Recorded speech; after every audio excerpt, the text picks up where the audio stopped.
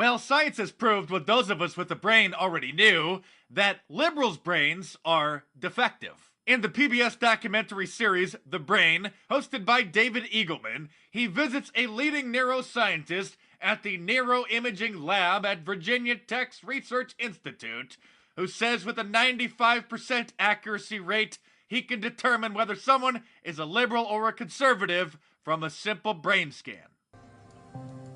Montague has found a link between a person's politics and one basic reaction: disgust. He has volunteers go into an MRI scanner where they look at a series of images. I show them somebody with a knife to somebody else's throat, physically threatening stimulus, a dead corpse, something that was gross, like flies on a salad or something like this. These things elicit responses in your nervous system, and we record their brain activity.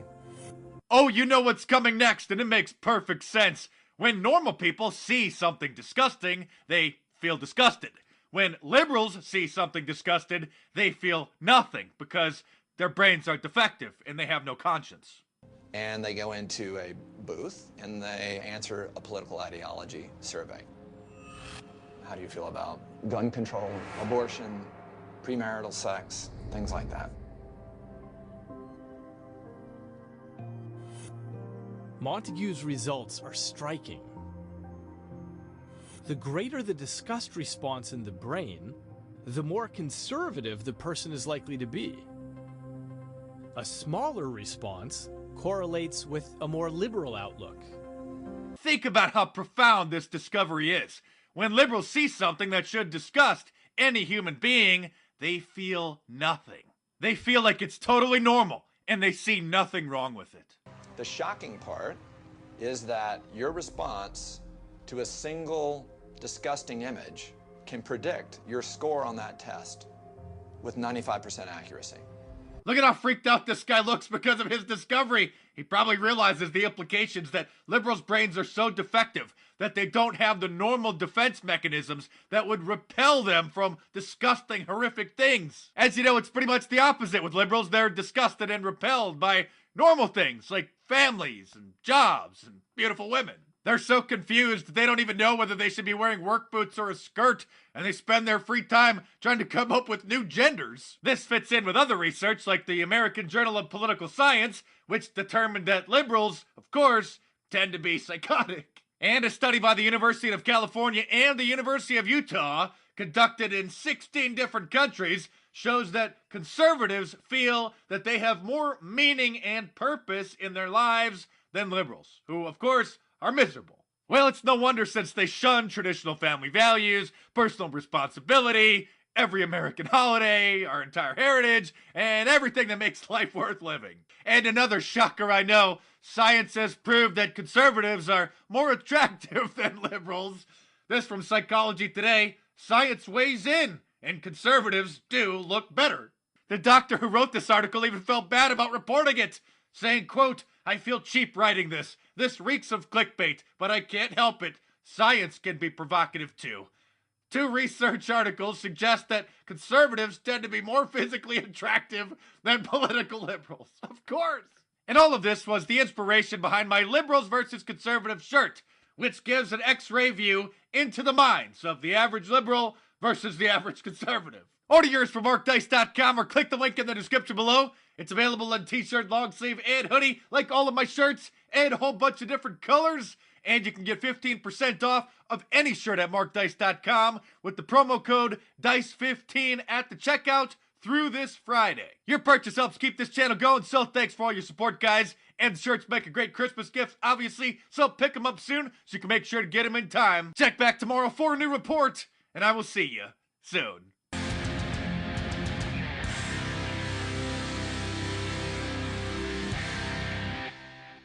On Monday, Apple CEO Tim Cook was given the first ever Courage Against Hate Award by the Jewish ADL, the Anti-Defamation League, for his censorship efforts. And during his acceptance speech, he announced that tech companies are committing a sin by not censoring more people and more content from their platforms. Perhaps most importantly, It drives us not to be bystanders as hate tries to make its headquarters in the digital world. At Apple, we believe that technology needs to have a clear point of view on this challenge. There is no time to get tied up in knots. That's why we only have one message for those who seek to push hate, division, and violence. You have no place on our platforms.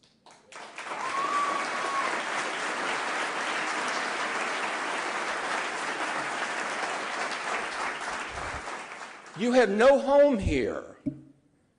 From the earliest days of iTunes to Apple Music today, we have always prohibited music with a message of white supremacy. But rap music about killing cops, dealing drugs, and committing a variety of other crimes is perfectly fine. Songs by notorious criminals like Snoop Dogg, Eminem, and Tekashi 69 are welcomed on the platform with open arms. Why? Because it's the right thing to do. And as we showed this year, we won't give a platform to violent conspiracy theorists on the App Store.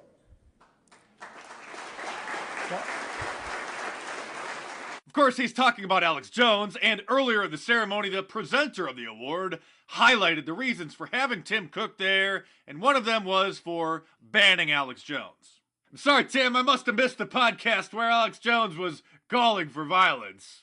Why? Because it's the right thing to do. My friends, if we can't be clear on moral questions like these, then we've got big problems. Oh, you got big problems, all right. At Apple, we are not afraid to say that our values drive our curation decisions. Your Silicon Valley and values. Why should we be? Your perverted, doing what's atheistic, right, cultural Marxist creating values. Experiences free from violence and hate. Experiences that empower creativity and new ideas. They're liberal ideas. It's what our customers want us to do. We want you to stop censoring people. Technology should be about human potential. It should be about optimism. And we believe the future should belong to those who use George Orwell's 1984 as an instruction manual? He goes on to say that it's a sin to not censor more people who are being divisive. What sort of divisions are these terrible people sowing, you may ask? Well, according to the ADL, who gave him this award, it's celebrating things like Mother's Day and Father's Day. In this guide they published for elementary schools, they say, quote, if you're going to commemorate Mother's and Father's Day, consider making the day more general, like Family Day or Parent or Guardian Day, to make it more inclusive. Oh, it gets even worse. Quote, as a school, evaluate the messages you convey through language, policies, and procedures. Rethink forms, permission slips, and other procedures that explicitly ask for mother and father identifying information. Instead, change these designations to parent or guardian across the board. In talking with children, use terms like parents and guardians or adult family members rather than mothers and fathers. Think carefully and find alternatives to father-daughter dances and similar activities. I mean, what's next? Are they going to try to ban people from talking about traditional families? Oh wait, what's this? In discussions about family, actively discourage the concept of a traditional, average, or normal family. Work to broaden children's definition of family, emphasizing that family is not based on structure or specific members, but rather living arrangements, love, sharing home responsibilities, and common activities and traditions. Yes, if you simply say that it's better for a child to be raised in a home with a mother and a father, that's sowing division now, according to the ADL and Silicon Valley titans like Tim Cook.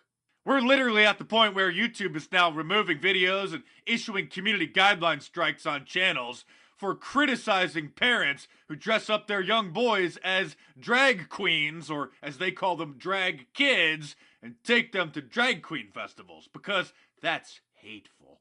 First Amendment lawyer Harmeet Dillon responded to Tim Cook's call for more censorship, saying that the tech companies that discriminate based on viewpoint should have no protection under the Communications Decency Act, Section 230, because they are publishers, not neutral platforms. What she's talking about is Section 230 grants immunity to all tech companies for any civil or criminal violations that the users may commit by using the platform, because it's essentially a public square. News and editorial outlets do not have that same protection because they're the ones deciding what to put on their platforms, so they're the ones who are liable for it. In other words, you can't have it both ways. They shouldn't be able to claim immunity for what people are posting on their platforms if they're the ones who are deciding what is posted on those platforms. In fact, when Twitter first started, their motto was that they were the free speech wing of the free speech party. But my, how things have changed. Hey, Jack Dorsey. But certainly, you know, this quote around free speech wing of the free speech party was never a mission of the company. It was never a descriptor of the company that we gave ourselves. It was a joke because of how people found themselves in the spectrum. But it was a joke that people took seriously, and their respect for you increased because of it at the time. Well, that was before we realized that conservatism was going to spread so fast and far through the internet, so we decided we had to start censoring them to stop it. We're about this close from Amazon banning books, and I wouldn't be surprised if at some point in the future, one or all of my books are completely removed from the platform entirely because they're just too divisive.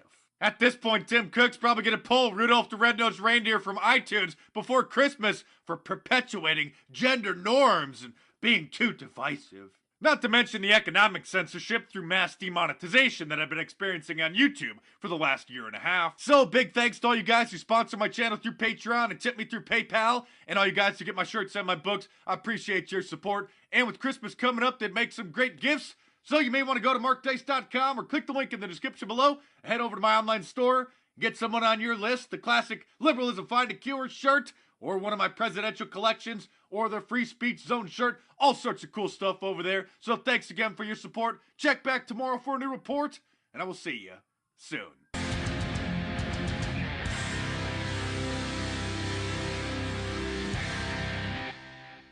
The liberal media is very disappointed that President Trump is not taking some new report on climate change seriously enough. And start to do something about it, and governments have started to do something about it for some time now. I read that New Yorker article today, and I thought, gosh, how pointless is my life, and how pointless are the decisions that I'm making on a day-to-day basis when we are not focused on climate change every day, when it's not leading every one of our newscasts.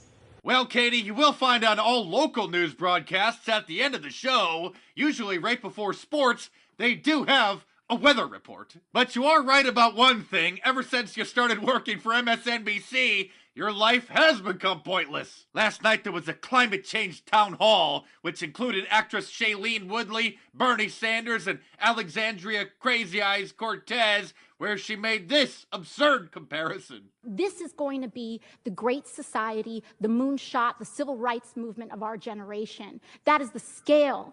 That is the scale of the ambition that this movement is going to require.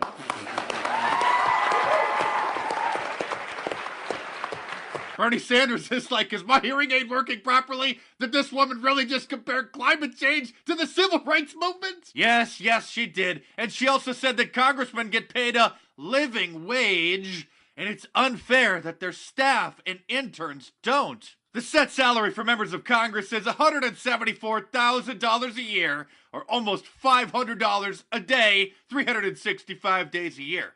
Or as most Americans would call, living high off the hog. I'm just getting paid a tiny living wage of $174,000 a year. This country sucks. Meanwhile, Alexandria has released her new energy plan, which she hopes to implement once she's sworn into Congress in January, in hopes of reducing greenhouse gas emissions.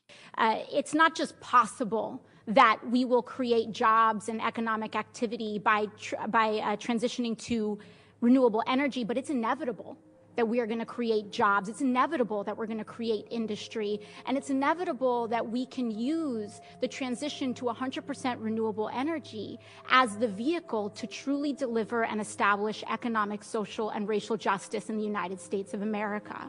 Oh, what's that, Arnold? You wanted to add something to the insanity? I wish that I could be the Terminator in real life, to be able to travel back on time and to stop all fossil fuels when they were discovered. Sounds like that would have been great for civilization, Arnold, because who needs things like the combustion engine or electricity? Oh, and speaking of new carbon taxes, I heard they're going over real well in France. Let's take a look at the latest. What's driving the forces behind these protests?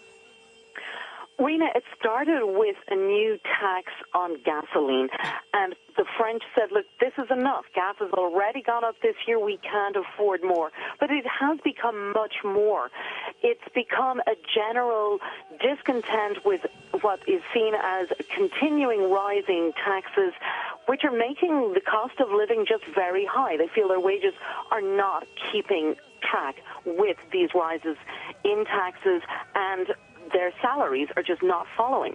So you're saying that socialism on top of extra carbon taxes is ruining people's standards of living? What a surprise. It seems every year the global warming alarmists forecast even more dire consequences if we don't pay carbon taxes to the government to save the planet. I, for one, support global warming because I hate cold weather, especially shoveling snow. Check back tomorrow for a new report, and I will see you soon.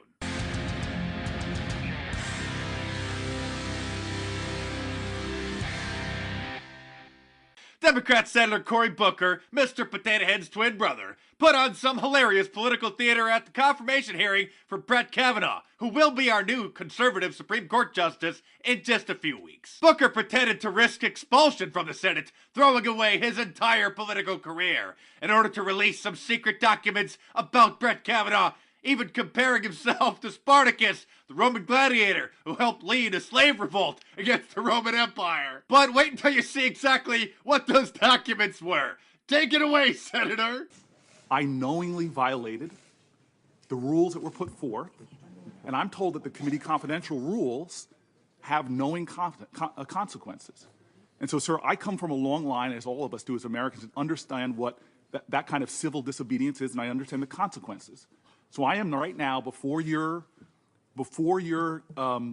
process is finished, I'm going to release the email about racial profiling. And I understand that the penalty comes with potential ousting from the Senate. And if Senator Cornyn believes that I violated Senate rules, I openly invite and accept the consequences of my team releasing that email right now. Senator Potato Head really wanted people to understand that he was risking his entire career by releasing the documents, so he repeated himself 3 times, something that didn't go unnoticed by the chairman.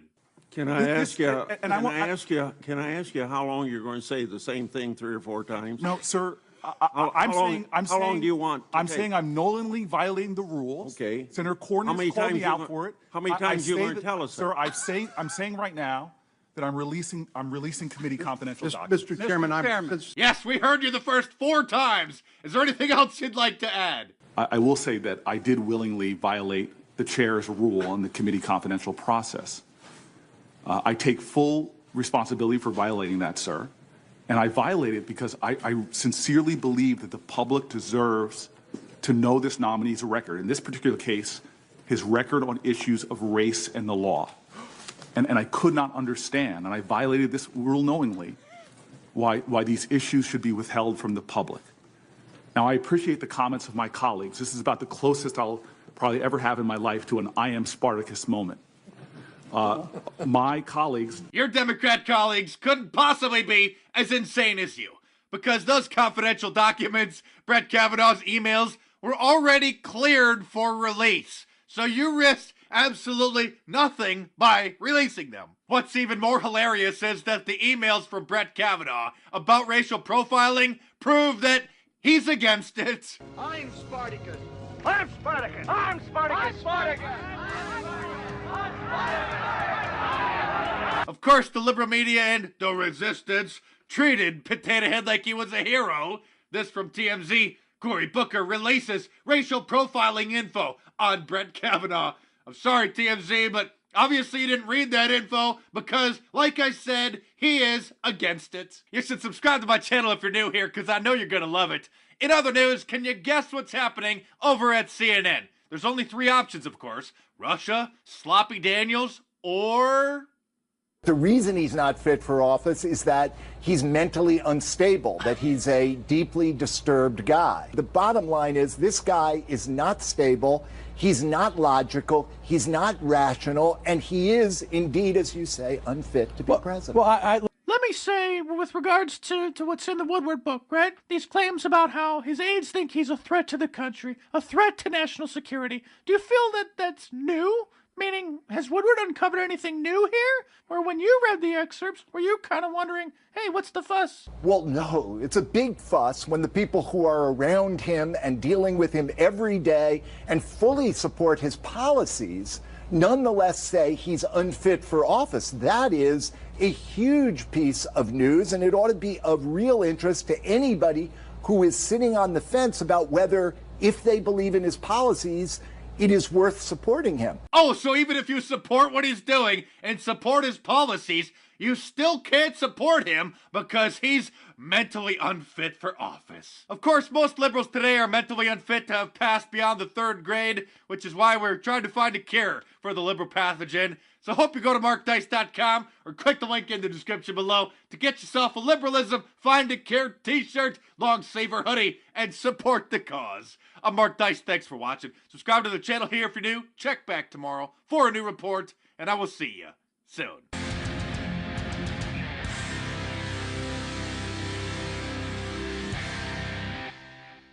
Well, what do we have here? Twitter is so liberal that its conservative employees don't feel safe to express their opinions, admits the CEO Jack Dorsey. Well, but CNN says that it's a false claim that big tech is silencing conservatives. While the liberal mainstream media will never report on his admission, he did say this to Recode Media during an interview on their podcast.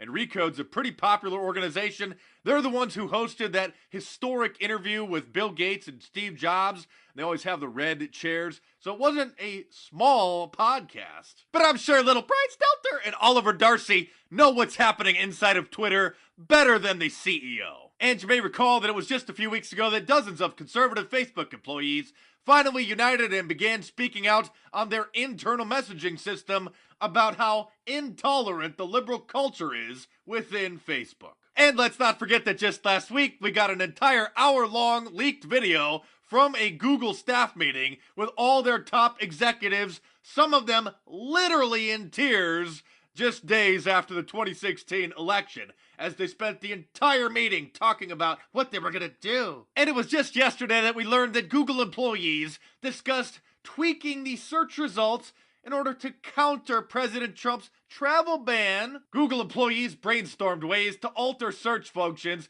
to counter the Trump administration's controversial 2017 travel ban, the Wall Street Journal reported on Thursday, citing internal emails. The Google employees proposed ways to leverage search functions and take steps to counter what they consider to be Islamophobic, algorithmically biased results for search terms like Islam, Muslim, Iran, blah, blah, blah, Mexico, Hispanic, etc., etc. And the Data and Society Research Institute just released a 60-page report on conservative YouTubers who they have dubbed the Alternative Influence Network, that they say are adopting techniques of brand influencers to build audiences and, quote, sell them political ideologies. And of course, this alternative influencer network is breeding right-wing radicalism. Their report includes this chart,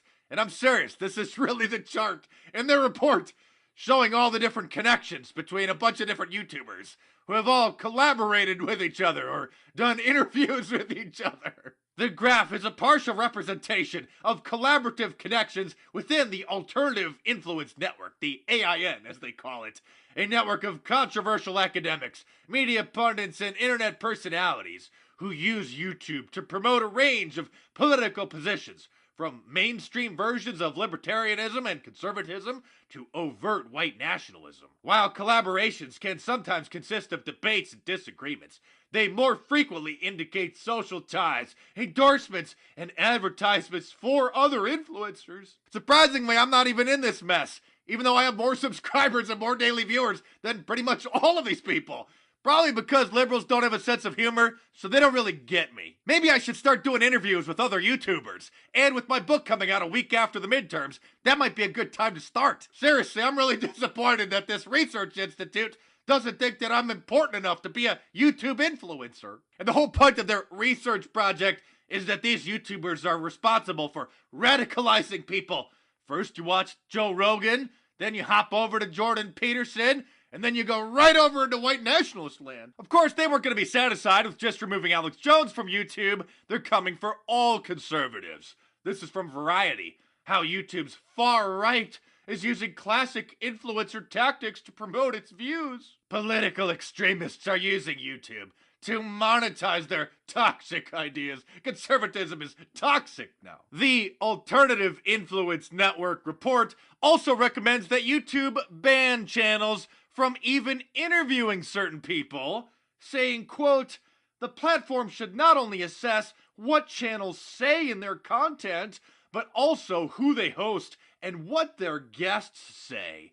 In a media environment consisting of networked influencers, YouTube must respond with policies that account for influence and amplification. Oh, we're sorry, only mainstream media channels can interview controversial people, not regular YouTubers. It's getting pretty crazy, guys, and it's only going to get worse as the midterms approach, and then as the 2020 election approaches, they're going to be doing everything that they can to try to shut us down. At this rate, I wonder if they're going to ban my new book, which is hopefully coming out a week after the midterms. I'll give you guys an update as the release date gets a little bit closer. So thanks to everyone who supports this channel, all you guys who sponsor me through Patreon and tip me through PayPal. Couldn't do this without you. If you guys enjoy these videos and want to support the channel, go to markdice.com and check out my awesome shirts. Just released this new JFK Trump shirt. All sorts of other cool stuff over there. Coffee mugs available too with all those designs. And you can get any one of them in a t-shirt, long sleeve hoodie, pretty much a variety of different colors as well. So thanks again for all your support. Click the link in the description below. It'll take you to the store. Have a great weekend, guys. Check back on Monday for a new report.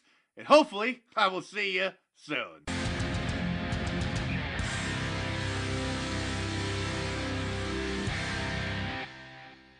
A story was published today about a woman who was in the subway in London when a man approached her screaming, threatening to attack her, and then he attacked her, seemingly for no reason. Now, this woman is upset because she said two white men who looked like they were in their 50s refused to help her, refused to intervene, and then actually got up and left the subway cart. I keep hearing stories about men who refused to intervene to protect women and children, and so I started wondering, is this actually a recurring trend? Is this actually getting worse, where men are no longer going to step in to protect people? And if it is, what's actually causing it? Before we get started, head over to youtube.com/TimCastNews for my live stream channel. If any breaking news happens, I will be live here. And I will also have periodic live streams talking about news and other issues. There will be a button right here that you can click to subscribe. And if you really want to support my work, go to patreon.com/TimCast and click Become a Patron and give whatever you are comfortable giving to help support my work. It is all greatly appreciated. From the Daily Mail, fashion chief executive who was attacked by 6-foot Northern Line tube passenger slams two white middle-class men after they walked into next carriage and left her to defend herself. Tamara Sinchik was kicked and threatened while traveling to a business meeting in central London yesterday. The mother of one told Mail Online children were crying as the agitated man squared up to her and started violently attacking her in the middle of the carriage. Recounting the incident, she said, "I got on the tube at Highgate and I was going to Old Street. A man got on an archway. He was about 6 foot and around 30 to 35 years old, and he just started screaming. At first, I thought he was some sort of performance artist, but then it became clear that he was not well. He was screaming and shouting at me, saying things like, 'I am going to effing kick you.' Then he did actually kick me. It was intimidating. He was a big guy, and I am only size 8. The fashion CEO is keen to stress she does not blame this man, who she believes needs medical help, but said the incident was terrifying. Instead, she is upset that two men she describes as white and middle class chose not to help and move to another carriage. I remain more angry with those white middle class men who left me to it. As fathers, husbands, and sons, they should be ashamed of themselves. Miss Sinchik praised those who came to her aid as angels, saying an Eastern European man who had seen the guy on the platform had worked his way down the train as he felt that man was dangerous, and he got to me when the train stopped. She said her message to those who left her was, "You are cowards with less empathy and strength than 2 size 8 women and a Greek female pensioner. Shame on you. If you were so scared is one thing, but one of you had a briefcase and could have helped me, and both of you could have pulled the cord from the safety of the next carriage that you left me for. I would never in my life do that." First, I'd like to point out that I find it interesting that she actually blames the 2 men who weren't involved over the man who actually attacked her. Simply because someone seems like they might need medical help doesn't absolve them of their own personal responsibilities, though I understand not holding anyone at fault for the incident. I also am curious as to why these 2 men got up and refused to help. So I started looking into other stories, and it turns out there might be a trend, or at least the perception of a trend, of those who seek to help others being punished for doing so. One of the first stories I found is from the Telegraph. Good Samaritan jailed for 6 years for punching drug dealer who attacked a woman. Carl Neal jailed for punching violent drug dealer who was not prosecuted for a violent attack on a woman, which triggered the confrontation. A Good Samaritan who stepped in and punched a violent drug dealer who was attacking a young woman has been jailed for 6 years. Father of one, Carl Neal, was jailed after felling a violent drug dealer with a single punch after he helped a young woman who was being attacked in the street. Mr. Neal, 23, intervened when he saw the woman being punched and pinned against a car bonnet. Mr. Neal shouted at the dealer, who was owed a 40-pound debt by the woman, to leave the woman alone, and then knocked him down with 1 punch. He hit the drug dealer again before walking away from the scene. The dealer was left fighting for his life, with doctors removing a portion of his skull to allow his brain to swell. He was put into an induced coma while surgeons fought to treat numerous brain bleeds and multiple facial fractures. Eventually, his condition improved, and he has since been released from the hospital, but doctors warn that he will continue to suffer with fatigue, memory loss, and anxiety attacks. The drug dealer's injuries were so horrific, he was not prosecuted for his violent attack on the woman that provoked the altercation. As well as the grievous bodily harm charge, which he admitted, Neal was also sentenced for the offenses of dangerous driving, assault with intent to resist arrest, and driving whilst disqualified, committed last January, and attempted burglary, aggravated vehicle taking, and driving whilst disqualified, committed last August. It would appear that this story is a tad bit biased. This person has a previous list of charges, and the reason he got 6 years is probably because of unrelated incidents to this. However, the prosecution does accept that his intervention contributed to his charges, that he received a grievous bodily harm charge for intervening to protect a woman who was being attacked. Now, I don't know the full details of this incident, and it's possible this man Carl Neal overstepped the boundaries of what's reasonable in trying to defend this woman. But when this story comes out and people hear stories like this, it's no surprise that many people don't want to get involved in a confrontation. It's not just about intervening to protect another person from attack, it's about protecting yourself or protecting children. In this story, a man saw an overturned vehicle and rushed to save the woman's life and helped her start breathing. An officer told him to move his truck, but he refused to leave this woman's side because he feared she might die, and he did have medical training. Eventually, the police arrested the man. Or how about this story from Miami? A man helped a lost toddler, police say. He was then smeared online as a predator. A man trying to help a lost toddler find her parents was misidentified as a kidnapper on social media over the weekend, according to police in Lakeland, Florida, prompting him to leave town in fear for his safety and the safety of his family. The citizen attempted to ask the girl where her parents were and walked with her in hopes she could point them out, the statement said, a fact verified by at least one independent witness. At that point, bystanders told the parents the man was attempting to kidnap the child. As the two were nearing the playground, 3 men approached them from behind, Patch reported. One man grabbed the girl, and the other man, who was the child's father, punched the man 5 or 6 times. I thought he was trying to take my daughter, the girl's father told News Channel 8. Police concluded that the man was only trying to help. We had an independent eyewitness that saw him walking around asking, "Is this your parents? Is that your father?" Sergeant Gary Gross of the Lakeland Police Department told Fox 13 News. The father and his friends were not satisfied with the man's explanation or that of the police. So I guess in Lakeland, you can kidnap a child and get away with it, the father said to police, local media reported. It's not so easy to come to the defense of someone when you can be mistaken as the perpetrator. When people talk about the idea of a good guy with a gun in the United States, One of the things that's brought up in the debate is that the police won't know who the good guy or the bad guy is. Think about it this way. Someone starts shooting with a handgun, and the good guy with the gun draws their handgun and orders them to stop.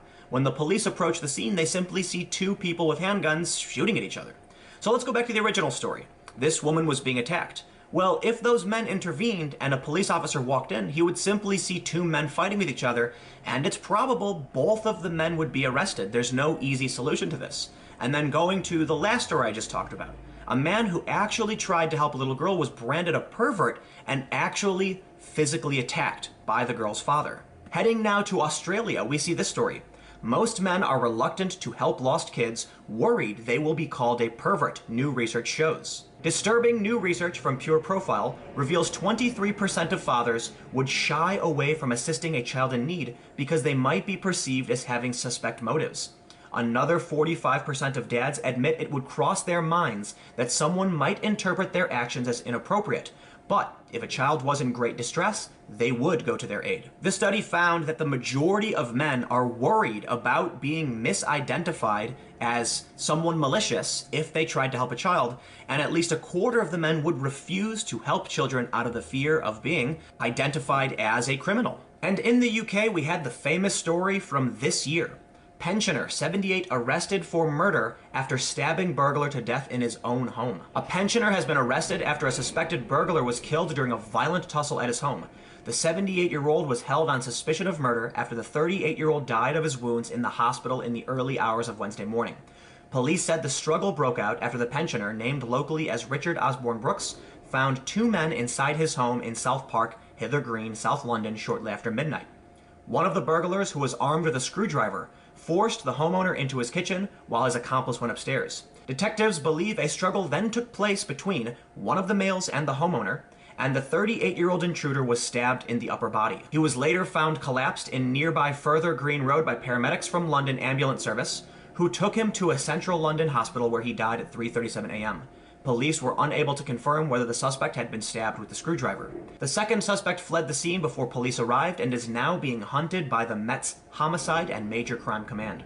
Gordon Williams, a local resident, said, "I could hear people moaning in the street and just thought it was someone drunk. I saw the body laid in the street and another guy jump in a van and leave." These stories are not difficult to come by. People are increasingly worried about even defending themselves in some parts of the world, and people are reluctant to help children and women in the instance of violence because it's possible they will be punished for it. However, I don't want people to think that I'm actually saying it is more likely you will be punished than not, because certainly it is much easier to find a story about a Good Samaritan who was cherished as a hero for intervening to save someone's life. In this story, we can see a man saved an old woman's life and was brought to tears by an incredible surprise. A Navy veteran was heading to the gym when he saw a purse snatcher try to rob a 76-year-old woman in a parking lot in Florida. The 24-year-old man heroically ran over, chased the alleged robber, and held him down until police arrived. After Ellen DeGeneres caught wind of his incredible actions, she invited him onto the show to tell his story. But of course, she had plenty of surprises in store for him. Ellen brought in this man's mother, they hugged on TV, and she gave him a check for $10,000 to help pay for college. So there are stories of positive results when someone intervenes to help someone else. But I don't find it unreasonable that people are refusing to step up to defend others because, for one, I'm sure a lot of people just don't want to be involved in a confrontation. But there are just too many stories about people being punished for trying to do something good. If you intervene and accidentally hurt or kill someone, you can be charged criminally for the damage you inflict. And if you don't know how much force to apply, or a court decides you applied too much force, you can be punished. In this instance, the two men walking away probably did the safest thing for them. By not defending this woman, they probably saved themselves a huge hassle and potential criminal charges. So let me wrap up the whole point of this video. Again, I don't think you are more likely to be punished than you are to be rewarded. I believe in most instances, if you step in to help defend someone, you'll probably be thanked, complimented. A lot of people will be grateful that you did this. but there are just too many stories we're hearing about individuals who get punished for trying to do just that. In fact, now we have a story of two men being shamed because they didn't want to intervene. The woman in this story is more upset at the two men than she is the guy who actually attacked her. So let me know what you think in the comments below. We saw the study about how men were reluctant to help lost children and worried about being identified as a criminal. We heard the story about a man who was actually attacked and smeared online as a criminal for trying to help a little girl. We heard the story about a man who was facing prison time because he intervened to help a woman, and now we're hearing that this woman is angry at these men for not wanting to step up. So what do you think? Should we stand up and defend those in need, or should we take care of ourselves? Comment below. We'll keep the conversation going. You can follow me on Twitter at TimCast. Stay tuned. New videos every day at 4 p.m. Thank you all so much for watching, and I will see you all tomorrow.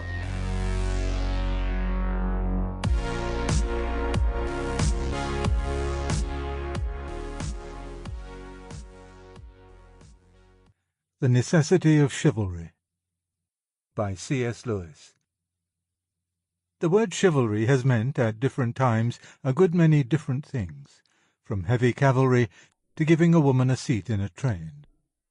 But if we want to understand chivalry as an ideal distinct from other ideals, if we want to isolate that particular conception of a man comme il faut, which was the special contribution of the Middle Ages to our culture, we cannot do better than turn to the words addressed to the greatest of all the imaginary knights in Malory's Mort d'Arthur. "Thou wert the meekest man," says Sir Ector to the dead Launcelot. "Thou wert the meekest man that ever ate in hall among ladies, and thou wert the sternest knight to thy mortal foe that ever put spear in the rest." The important thing about this ideal is, of course, the double demand it makes on human nature. The knight is a man of blood and iron, a man familiar with the sight of smashed faces and the ragged stumps of lopped-off limbs. He is also a demure, almost a maiden-like guest in hall, a gentle, modest, unobtrusive man. He is not a compromise or happy mean between ferocity and meekness. He is fierce to the nth, and meek to the nth. When Launcelot heard himself pronounced the best knight in the world, he wept as he had been a child that had been beaten. What, you may ask, is the relevance of this ideal to the modern world? It is terribly relevant.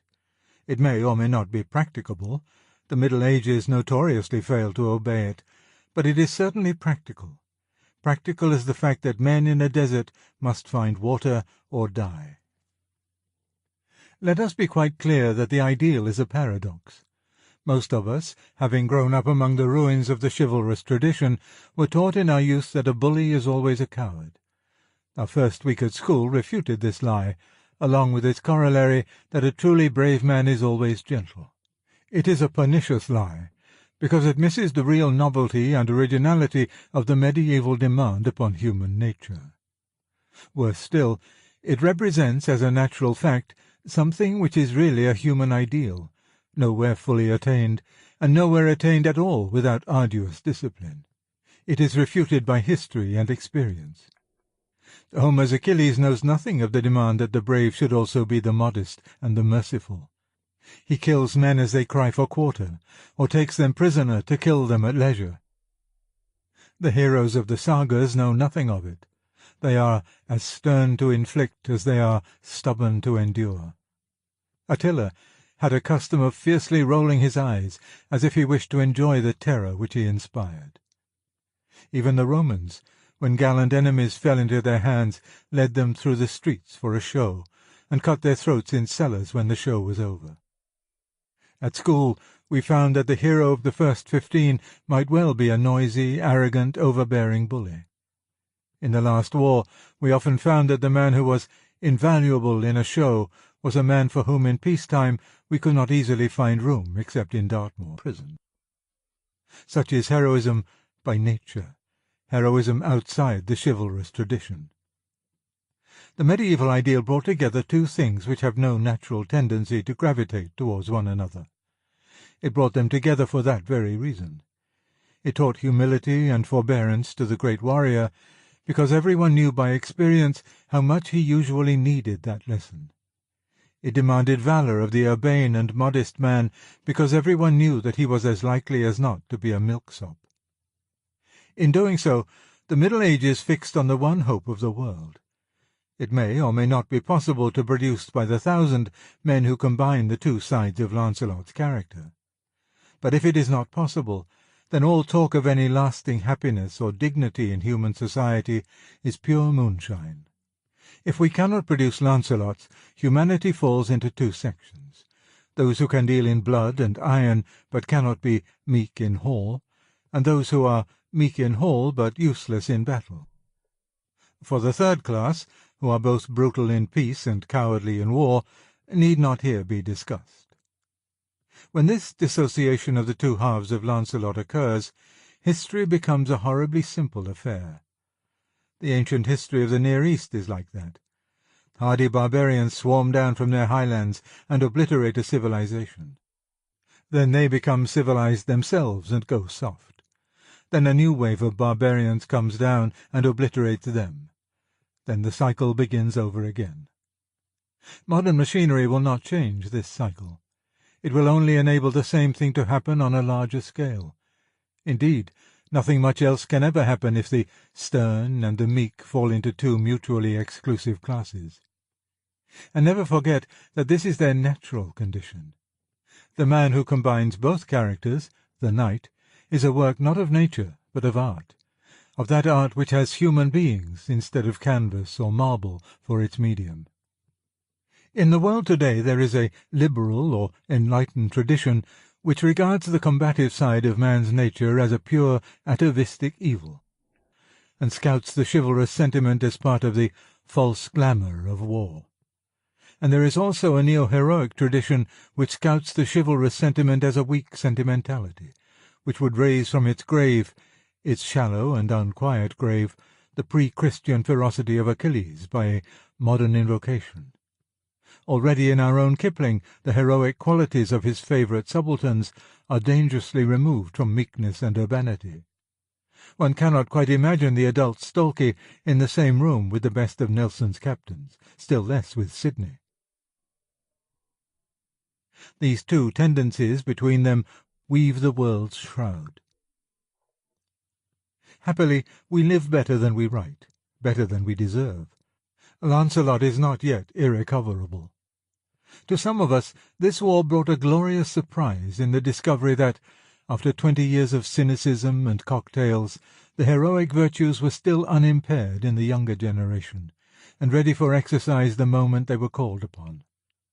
Yet with this sternness there is much meekness.